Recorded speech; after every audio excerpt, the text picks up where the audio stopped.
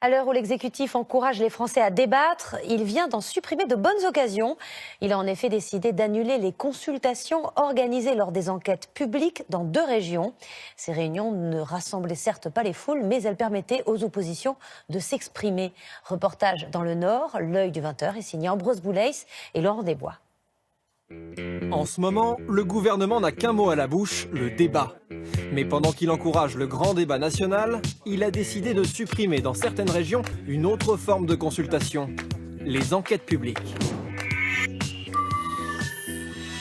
Des enquêtes publiques, il y en a eu quelques 7000 en France l'an dernier, comme à Longo dans les Hauts-de-France. Une filiale du groupe Vinci avait prévu de construire ici une usine de bitume comme celle-ci, à 130 mètres des habitations. Une enquête publique a été ouverte. Tous les habitants ont pu s'exprimer sur le projet. Conclusion de l'enquête, avis défavorable. Cette zone est jugée inadaptée pour accueillir une telle usine. L'industriel a abandonné l'idée, à la grande satisfaction des opposants.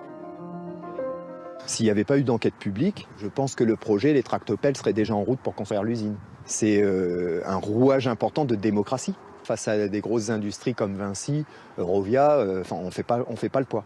Pourtant, à quelques mois près, il aurait bien pu ne pas y avoir d'enquête publique pour ce projet d'usine. Dans un décret promulgué fin décembre, le gouvernement impose une expérimentation dans les Hauts-de-France et en Bretagne. Pour les installations présentant un risque environnemental, les enquêtes publiques pourront être remplacées par une consultation sur Internet. Fini alors les enquêtes publiques et le commissaire enquêteur qui les mène, comme François-Charles Grévin. Dans la Somme, il instruit sans doute l'une de ses dernières enquêtes publiques sur l'implantation de 10 éoliennes. Avant de rendre un avis favorable ou défavorable au projet, il a étudié les 1142 pages du dossier dans le détail pour le présenter aux riverains. Il fait 8 kilos. Pour le lire, j'ai mis pratiquement 2 journées. Oui.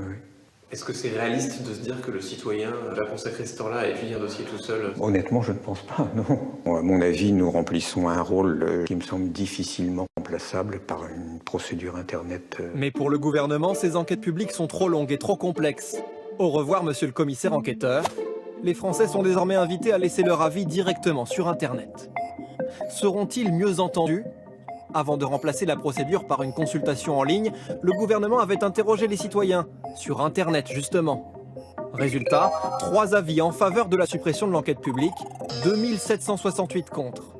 Une procédure consultative qui n'a pas empêché le décret d'être promulgué. Pour cette association de protection de l'environnement, c'est là un avant-goût amer des enquêtes publiques 2.0. On dit non, votre avis ne nous intéresse pas. On est à des années-lumière des garanties qu'offre une vraie procédure d'enquête publique. Vraiment, ça n'a rien à voir. On nous fait croire que c'est la même chose, mais c'est vraiment un faux semblant.